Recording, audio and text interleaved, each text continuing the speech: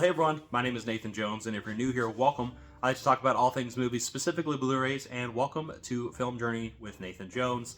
I am covering week 39 and 40 of my film journey, where I have been picking up and writing down all of the things that I've been consuming, media-wise, physical media-wise, for the last 40 weeks now, which is kind of insane. But this has been really fun for me because I get to reflect back on each week as I look at my media consumption and also just the stories that whether they worked for me or whether they didn't, or just some recommendations for you. So that's kind of what the whole point of this entire thing is. It's kind of a medley of things where I cover the things that I've picked up and also the things that I've been watching. So some recommendations and then also just kind of the trajectory of what I've been doing. But today we're going to be covering, like I said, week 39 and 40. The last 2 weeks have been really busy. I was able to finish the Sony Pictures Classics 30th Anniversary box set, which I adore. I love that box set. And I was also able to do a couple of film journeys, which are going to be coming out shortly. I just put up the one for Steelbook Obsessed, who is a good friend of mine, Jake, and I really loved that conversation. But be on the lookout for some more conversations here coming up soon. And if you want to join in on the conversation yourself, feel free to let me know in the comment section, because I would love to have you on the channel just to talk about your film journey and your love of movies and what it means to you. But now let's jump into the things that I've been picking up for the week, and I actually got quite a substantial thing here. Some from Amazon, because they had a 3 for $33 4K sale, which is just insane, which I love, because it's like $11 per movie. So I have a few things to show you with that. And then I also have a couple of just random pickups that I want to showcase and show off. The first one is actually really timely because I just realized that I think it's the 5th, maybe it's the 6th album of this band, Ghost. Ghost is a band that I really, really love and have loved since 2011. So right after they started with their debut album, Opus Eponymous, I've really enjoyed their work. In fact, that's still one of my favorite releases of theirs. But besides that, I really love the trajectory of what they've been doing. They've dipped into the 70s prog rock and also 80s stadium rock, and that's kind of the path they've been doing. But they put out a Blu-ray called Right Here, Right Now, which is a wonderful concert experience. And I have the Blu-ray here. There's a 4K as well, but I decided just to get the Blu-ray. But what's really cool about this particular release is that this is based on some webisodes. So they have this little kind of barely a narrative here.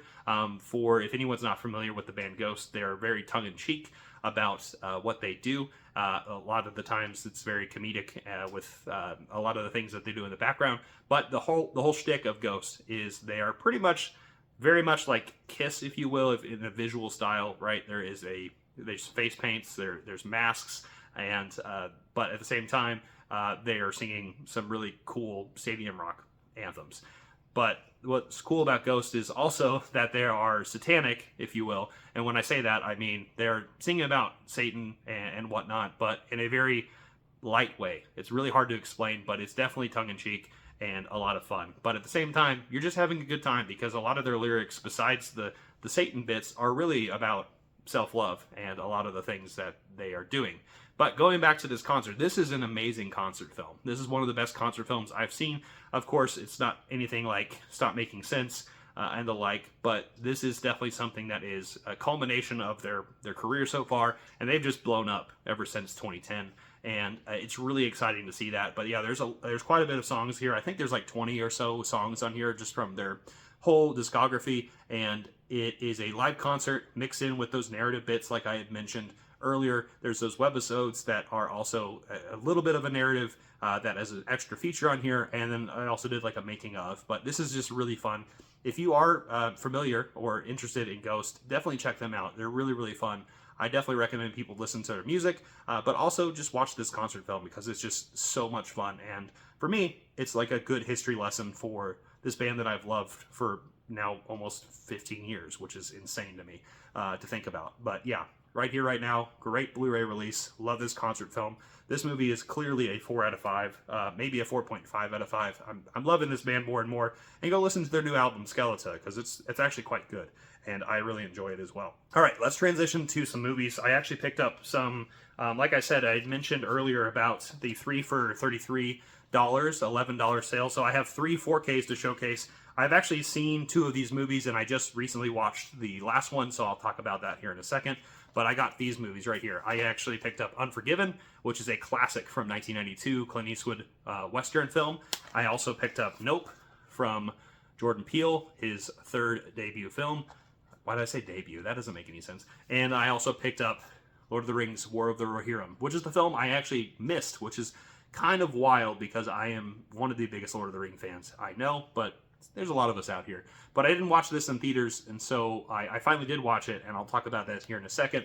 But let's first talk about these 2 films. These are like 2 of my favorite films from their respective time periods, and I haven't seen Unforgiven in quite some time, so I'm really excited to kind of jump into the 4K and see how the transfer looks, and just kind of upgrade my existing copy of that. So I'm really excited for Unforgiven. And then the other thing is Nope. In my opinion, one of the more misunderstood films from Jordan Peele, just because, you know, you have Get Out or you have Us, which, you know, some consider to be some of his best work. But this film kind of threw some people for a loop, leaning more into the sci-fi horror element, if you will, of alien abduction. But at the same time, I just love the extra layers that he puts in here. Every time I watch this movie, there's something new I've gained from it. I've actually seen this movie twice, so having it on 4K finally is a treat for me, and I can't wait to watch that. Now let's talk about Lord of the Rings, War of the Rohirrim, which is something that I should have been more hyped about, I think, when this was announced. I guess it's because of the animation, which is strange because I love anime, and I also love animated films. This one really didn't, I don't know why, but it just didn't really ring to me. And I watched it, and I actually quite enjoyed it. And unfortunately, it is definitely very much reminiscent of the Two Towers in the sense that it is talking about the Rohirrim, it's talking about Rohan, but this is set in a different time period following Hera, who is our main protagonist. And she is pretty much the daughter of a king who has been the king of Rohan for quite some time. Gets in a squabble with one of his lords, and pretty much that, you know, gets this entire trajectory of family against family and people dying. And there's also a lot of really cool sequences in here about, you know, different, we're pretty much just talking mostly about the human race in particular on Middle Earth. But there also is Oliphants in here. There is the Watcher in the Water, not to spoil anything, but there's like really cool things here. There's also some orcs as well, if you will, but there's some really amazing, you know, kind of, you get a little extra step into Middle Earth. But the other thing is, like I said, the animated style. So this is definitely set like in animation, in the anime style, because it is actually directed by, I think it's Kinji Kamiyawa. And he did a wonderful job. I actually was able to watch the special features talking about him and his collaboration with Weta Workshop, with Peter Jackson, the producers of this movie, the people who pretty much funded this project in general. And I just think this is such a cool and creative endeavor of a film. But the thing is, it didn't really speak to me as much as something like Lord of the Rings. It's really nice to kind of step back into this world as I adore Middle Earth, and it's one of my favorite things ever. I mean, I have the ring tattooed around my ankle, so it's definitely up there on my pantheon of films, and also just fantasy worlds in general.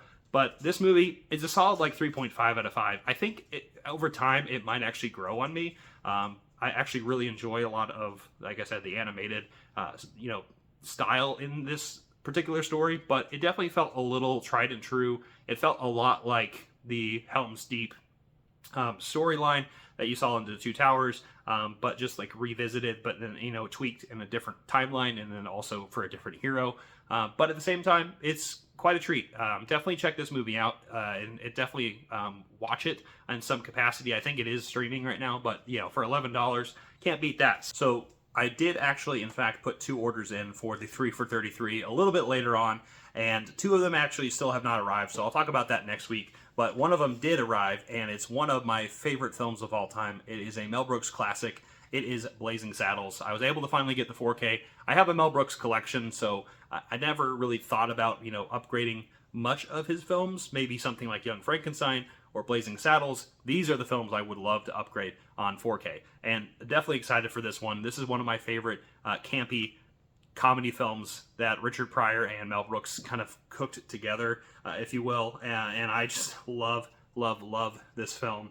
And I just love, Cleavon Little as our main, protagonist, with Gene Wilder as his deputy, a new sheriff in this town. And man, this is a film I've watched so many times that it's one of those 5 out of 5 films that is a classic for a reason. Definitely of its time, but the way that it is shot and the way that the message is still very true to today's world.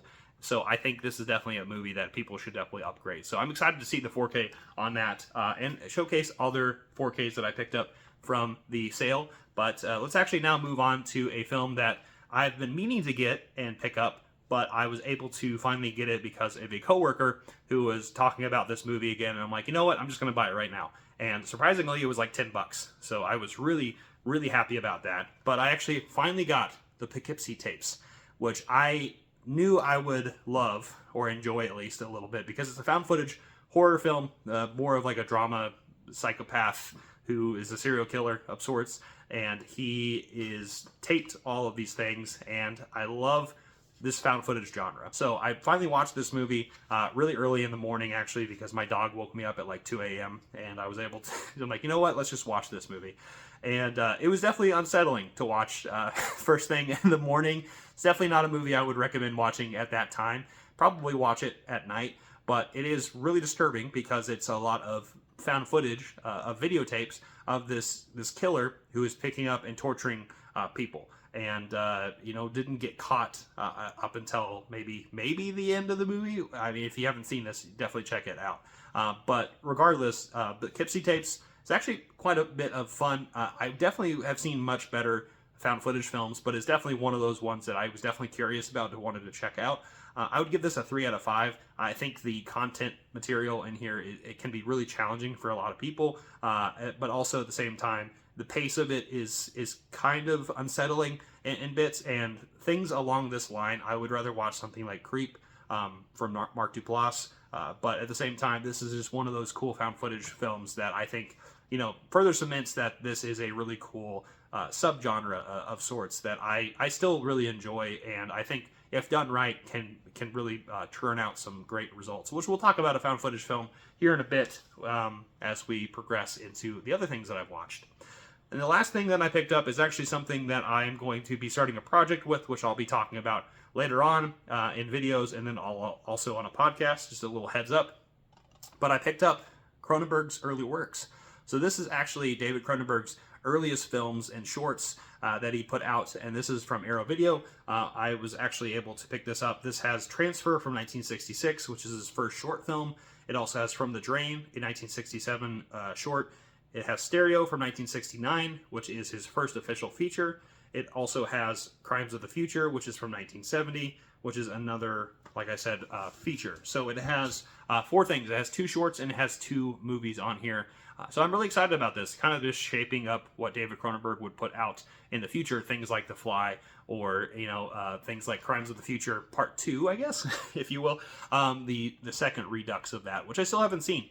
But at the same time, I love his body horror, and I'm excited to dive into the project that I'm going to be talking about later on, and just explore more of Cronenberg and all of his work. So more Cronenberg to come up and to join into that. But I'm excited to jump into those films. All right, so let's transition away from the things that I just picked up to some of the films that I have watched over the last 2 weeks, and also some TV shows. And one I'll actually just start off with. I'm actually in the middle of this right now. I'm on Series 3, which means I'm pretty far in. But I finally am watching The League of Gentlemen, which I know is coming out on Blu-ray. I've had people talk to me about that and tell me that it's, you're going to upgrade it. But I'm okay with this being on DVD. Honestly, it's not necessarily ideal for me to buy that, and just upgrade.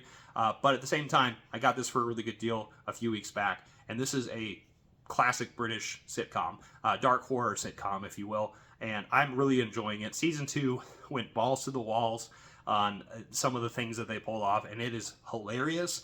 It is dark, but it is twisted at the same time. And I love this team of individuals with Shearsmith and also with Pemberton and Mark Gatiss. These people are really, really fun. And I'm so excited to watch stuff like Psychoville and just rewatch things like Inside Number 9, which is another project that Pemberton and Shearsmith have done. I keep forgetting his name, but I love those individuals, and I love their creativity and putting themselves in all these characters in this particular place in Royston Vassie. And so I don't know why I said it like I was in Ireland or something, but regardless, this is a fun, great sitcom. Definitely check this sitcom out if you have a peculiar dark humor taste, or if in love with the British culture like I am. I'm really loving it. I'll talk more about season 3 and the specials later on, probably next week as I finish it up, but I'm really enjoying it. Now let's actually revisit a film that I adore and is one that I have been quoting a lot recently, and I just said to myself, you know what, let's just rewatch this movie. It's Anchorman. This is one of my favorite classic kind of comedies from my childhood in the mid-2000s. This has got, of course, Will Ferrell in the middle. We have Steve Carell, Paul Rudd, Christina Applegate, and Dave Kocher as our main characters. But, like, my God, I love this crew. This is an ensemble of people, and there's a lot of celebrity guests like Vince Vaughn and Ben Stiller, for instance, just to name a few people who join in on this movie. Just this is just such a ridiculous movie. I'm sure a lot of people have already seen it. This is a movie that I really just quite enjoy to have like a kind of a comfort watch for me. And again, I've been quoting it all the last couple of weeks, especially talking about, I've been meaning to talk to you about that, Brick.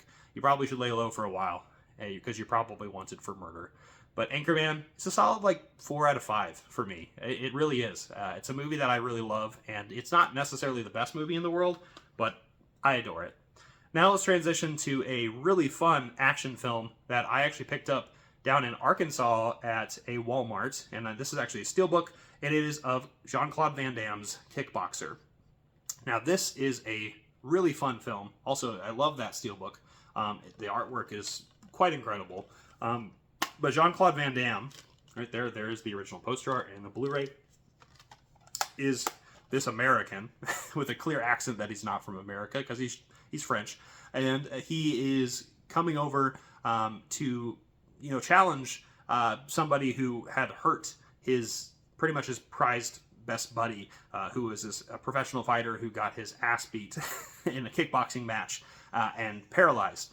And I love the revenge story that Jean-Claude Van Damme goes through, and the trials that he goes through just to master this kickboxing art, because it's really interesting.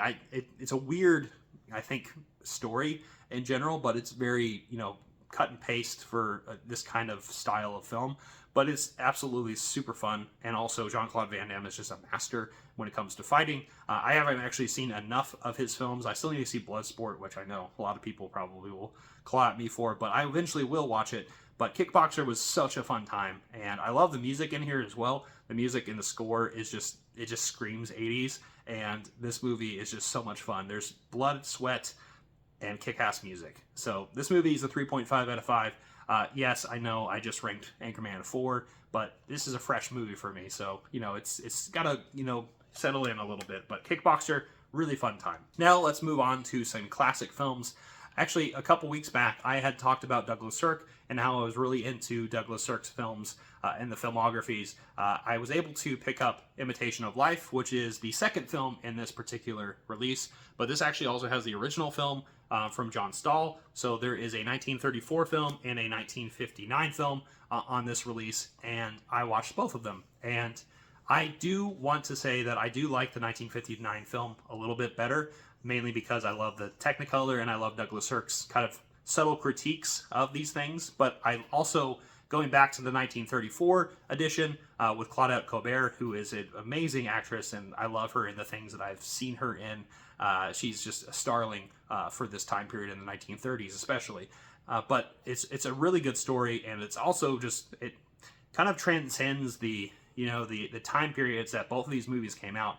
And like I said, with Douglas Sirk's edition, it definitely upgraded to the modern 50s when this movie came out, and looked at American society at that particular or time, I suppose. I was literally thinking of Imitation of Life.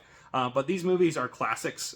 This is actually based on a novel from 1933, so a year later, the 34 film came out.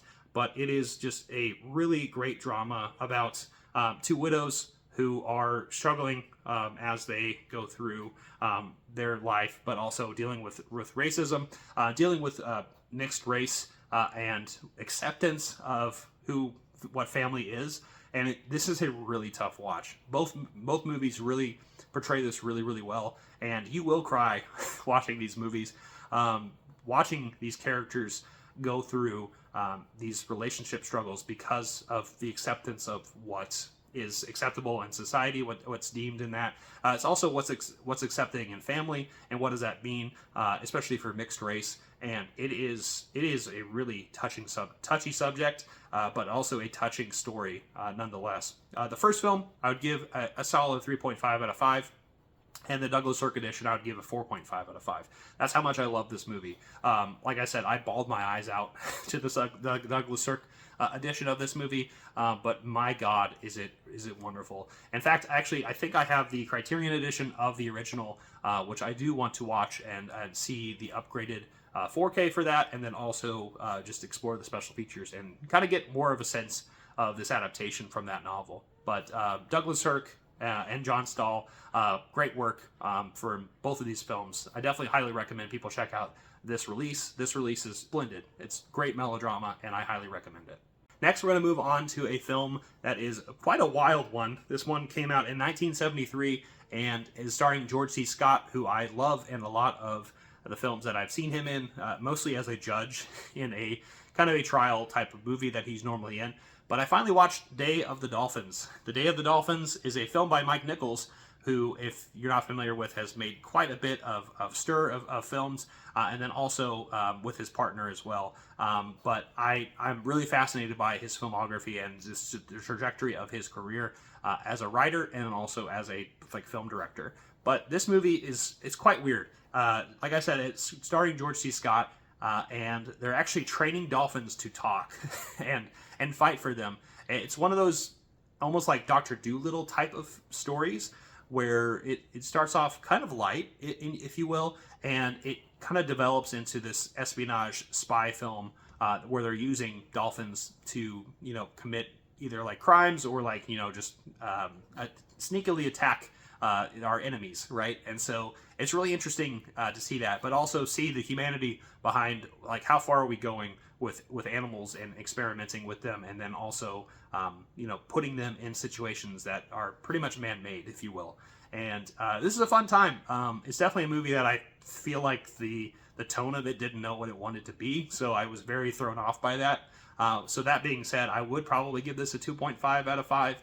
It's not something I would revisit anytime soon. The special features in here are quite enlightening in the behind-the-scenes stuff, and there's quite a bit, as Indicator always puts out quite a bit of stuff. But definitely check out this movie. I wouldn't say own it, but definitely watch it and kind of decide for yourself. But The Day of the Dolphins, it was a fun time. Okay, now let's transition to another TV series where I was able to watch the whole first season of, and I was fascinated by this, but I was also thrown off just a tad.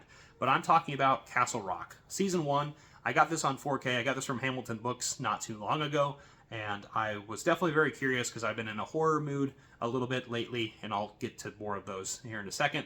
But I decided to watch this series, and there's 10 episodes, I believe, on this, and it is kind of combining the world of Stephen King and the city of Castle Rock, or the town of Castle Rock, and of all the denizens of this particular subject. It kind of touches a lot of the works that Stephen King, and has a lot of nodes to those works, but it's really subtle. It's one of those things that it's in the background, all those kind of references, but at the same time, this is an original story. It has Bill Skarsgård as this character that I won't get too in depth with, but is definitely older than he looks, and it is haunted quite a bit of the denizens of this town, and that is kind of what it revolves around, is this story of this individual who is found many years after he was supposed to. It's kind of like this hole and trying to figure out all these weird happenings around town.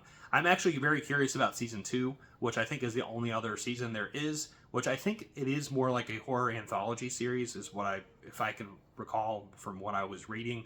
But I haven't seen season 2, so I can't really speak much on that. I did enjoy this story. However, I do feel like I probably went in with some expectations thinking it was a little bit more like Stephen King, in the sense that I wanted to see more references, which, damning myself for the fact that I didn't get something that was a little bit more original, right? This is an original story, and expecting references of all sorts. So I definitely need to revisit this and watch season 2 as well. But this story right now is 3.5 out of 5.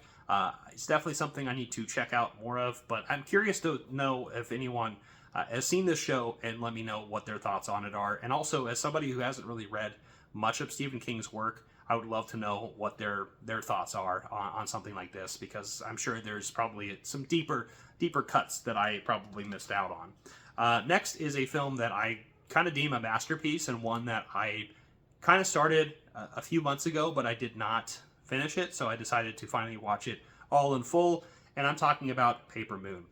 This is from Criterion. This is a film that I've been wanting to watch for the longest time, and also a film that I'm so happy that they finally have on Blu-ray outside of the UK, because that UK Blu-ray is from Eureka, but Criterion finally put it out.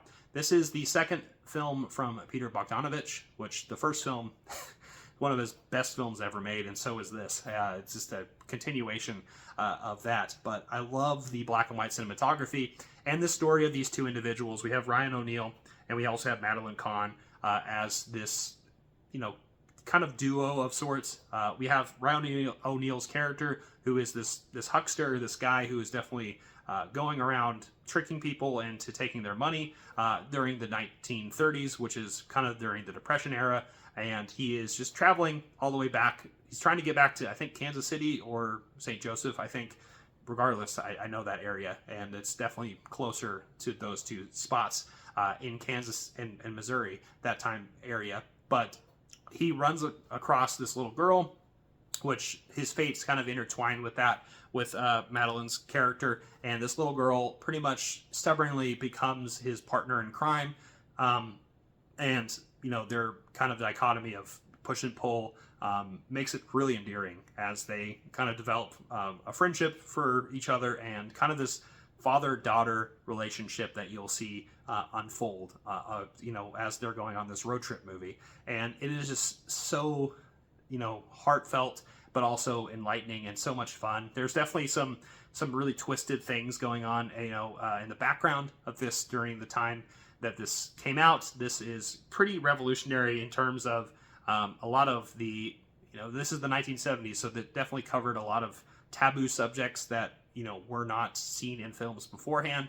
And this is set in the 1930s, so it's definitely showcasing the underbelly of those people who lived under those circumstances, and seeing them pretty much doing what they could to survive, but also just to enjoy something out of their lives, like going to meet a prostitute, or, swindling people, things along those lines. And so it's really heartfelt, regardless of all the things I just said, and I really adore this movie, and I cannot wait to watch it again and again. I'd give this movie a 4.5 out of 5 initially. It might eventually become a 5 out of 5 type of film for me, because this movie I could easily see becoming a masterpiece for me, and it's definitely one that I adore and absolutely love, and highly, highly recommend people check out Paper Moon.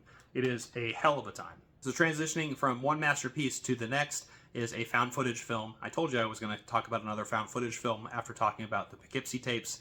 We're talking about the one, the only, the Blair Witch Project, which this movie from Second Sight is amazing. And this is definitely the penultimate edition of this particular release. This is the Blu-ray. It's actually not on 4K, which I completely think is fine because of the way it was shot on video. But this is definitely restored to those original elements, but also with the filmmakers and the DOP. They worked really, really closely with them to put this out. And this is such a special movie because of the time it came out in. So many people thought this was real, and the documentary-like nature of this found footage story is just shocking. And honestly, it's still, to me, to this day, one of the scariest movies I've seen. Necessarily, not everyone finds this that scary because there's not really that much to see, but there's a lot of stuff in your imagination to see. But I love this edition. It is just a gorgeous looking one, first of all, but it has special features on here too that I really adore, actually. Besides, just the postcards right here, it also has a journal of Heather's journal as she goes through the days that she and her friends get lost in here, which is just, I love it. But also, it has the 2 discs here. It has the special features and the Blu-ray disc itself. But the special features is quite wonderful in here because there is actually like a 2.5-hour documentary with the people who made this film, kind of just thinking about the time period it came out, the circumstances it was put under, the whole thing about how this project became such a big deal. It also has a booklet, which I have yet to read, but I'm really excited about. I love that artwork, by the way. Pretty thick booklet, but yeah, the special features on here are quite alluring, and to me, because as somebody who loves found footage films, but also just loves this particular story, this is the classic. This is one of the best films in that subgenre of horror, and I highly recommend people check it out. There is a normal, I think, edition that Second Sight put out that doesn't have the booklet and the postcards. Definitely check this movie out if you can. Get this edition in some kind of manner. But, it is the ultimate edition of this particular story. Whether you get this nice box set or just this standard Blu-ray from Second Sight, definitely check it out, because if you're a huge fan of this franchise, this is the ultimate one to get, I think, in my opinion. All right, so we have 2 more films to talk about. The first one is Wild at Heart from David Lynch. I finally watched this for the first time and had such a fun time watching this love story that was violent and it was just all over the place and in such great ways. It's got Nick Cage in it. It has Laura Dern in it. These are the 2 lovers in this story, and my God, do they go through such a really just a wild journey here as they're pretty much trying to avoid a hitman, Willem Dafoe, and different characters in here that are trying to pretty much separate them, as they are not good for each other, but they are, because it's definitely like they're lost in their own world of love, and that's kind of a central theme for this story. But like I said, it's very violent, very fun though at the same time. It's a movie that I think I need to revisit because, David Lynch, don't watch it once, watch it multiple times.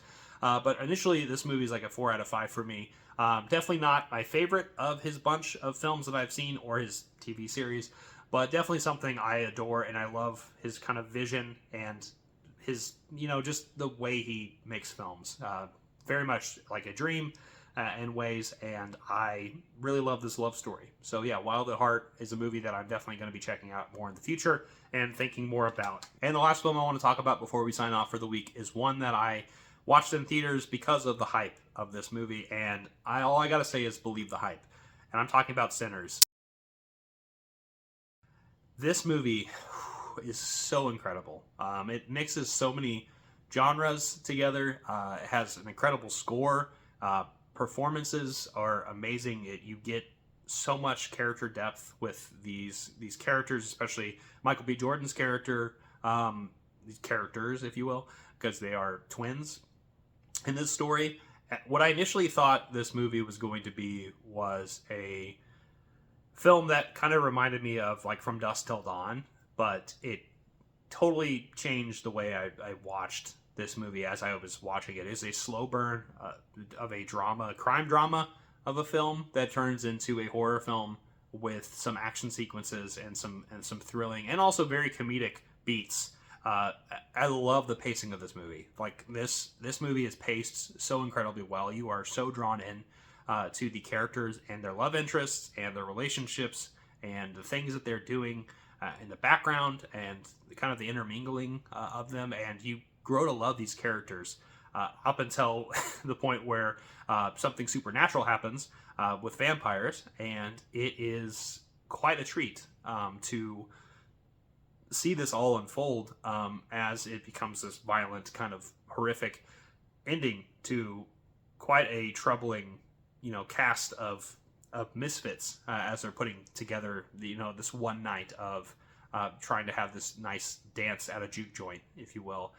my God, I need to watch this movie again. It just it washed over me so well, and like I said, the beat for beat pace of this story is just incredible. I know it's recency bias, but this is probably one of the best things I've seen in a long time in terms of going to the cinema. This is one of the first 5 out of 5 films I've seen in a movie theater in some time. It's definitely a wonderful time. I highly, highly recommend people check this movie out. It's incredibly original. Not at all a From Dusk Till Dawn ripoff. It has some beats to that, but it's its own thing. And Ryan Coogler, Michael B. Jordan, you guys just you blow the socks off of me for making this film, because there's so many layers to it. I'm going to be listening to the soundtrack for weeks now, and I'm going to be wanting to watch it again very, very soon.